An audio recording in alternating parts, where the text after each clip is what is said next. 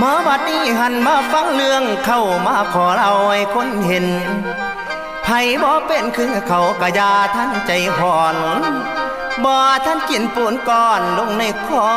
ท้องอย่าปวนสิขอเว้าเรื่องม่วนนี่ท่านพื้นบ้านหมู่เขา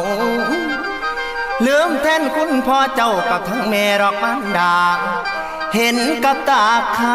คักลูกผู้ชายน้องเสียจอยอยู่ทางเมืองอยู่บนข่อยง่อยมูนบ้านแคมฟังพยาบหูผมสิเว้าแม่นเล่ามามีหมอหนึ่งนั้นแม่ป้าผู้เป็นพ่อนั้นเล่าตาย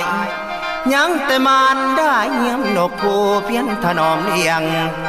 ตั้งแต่เป็นเด็กน้อยพ่อซอยว้อยจนลูกใหญ่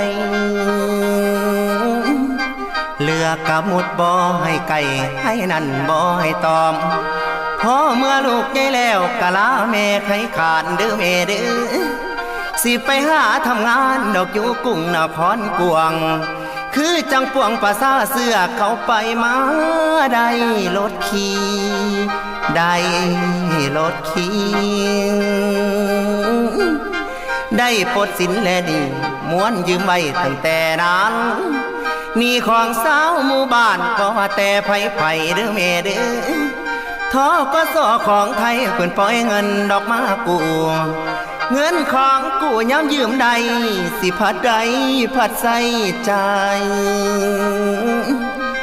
แม่คำเอ๋ยใส่สลุสวยลายพัดเป็นหนี้เพิ่นบ่เศร้าพ่อแต่ลูกปากเป่ากะลาแม่พัดนี้จอดไปนครกรุงเข้าบอนเจริญเมืองฝ่า